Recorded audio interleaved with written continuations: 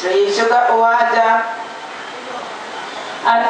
अर्थानुवर्ण्यते भीक्ष्णं विश्वात्मा भगवान् हरि यस्य प्रसादजो ब्रह्मा रुद्र क्रोधसमुद्भव त्वं तु राजन् मरिष्येति पशुबुद्धिमिमां जहि न जात प्रागभूतोऽद्य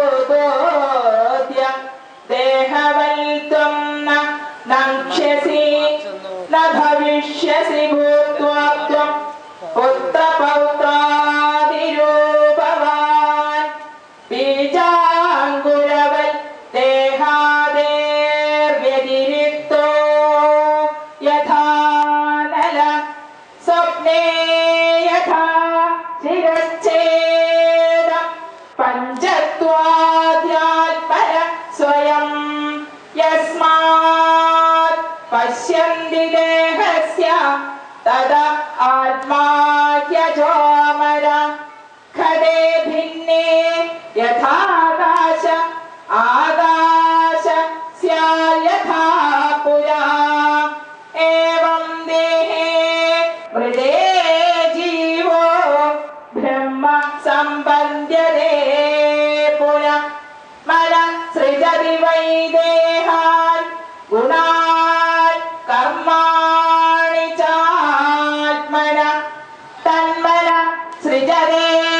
माया ततो जीवस्य संसृति स्नेहाधिष्ठानवर्त्यग्नि संयोगो यावदीयते ततो दीपस्य दीपत्वमेवं देहकृतो भव रजसत्त्वतमो वृत्त्या जायते अथ विनश्यति न तत्रात्मा स्वयं ज्योतिर्यो व्यक्ताव्यक्तयो पर आकाश इव चाधारो ध्रुवोऽनन्तोपमस्तदा एवमात्मानमात्मस्थम् आत्मानैवावृषप्रभो बुद्ध्यानुमानगर्भिण्या वासुदेवानुचिन्तयाम् चोदितो विप्रवाक्येन नत्वा धक्ष्यति तक्षका मृत्यवो नोपधक्ष्यन्ति मृत्यूना मृत्युमीश्वरम् अहं ब्रह्म परं धाम ब्रह्माहं परमं पदम् एवं समीक्षन्नात्मानम्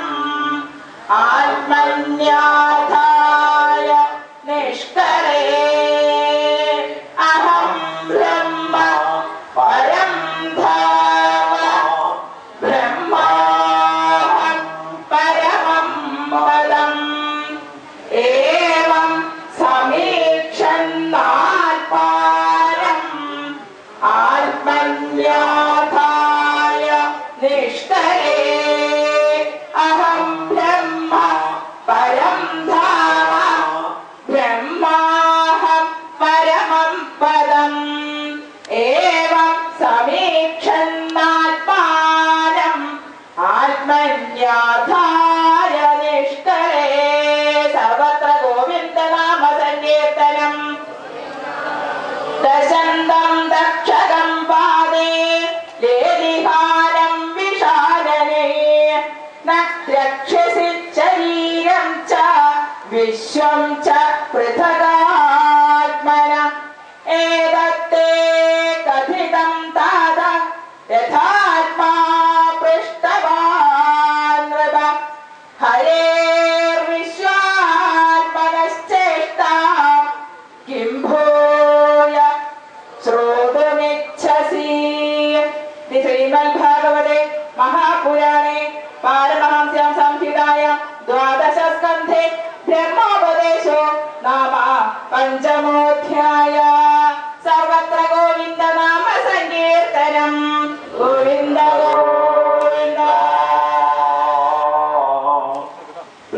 ഉപദേശം ഭാഗവതത്തിലെ ഏറ്റവും സുപ്രധാനമായ അധ്യായമാണ്. കാരണം നാളെ ഇന്ന് ഉച്ചയ്ക്ക് ശേഷം അവിടെ ഇറങ്ങിയാൽ മറ്റാൾ കാത്തിരിക്കുക. ആരാ? പരീക്ഷയുടെ കാത്തിട്ടൊരാളാണ് ഇരിക്കുന്നത്. കർഷകൻ കർമ്മഫലത്തിൽ തൊഴിച്ചോളം ഭാഗവതം വായിക്കണ്ട. ചെയ്ത തെറ്റിന് ശിക്ഷ ഉറപ്പാണ്.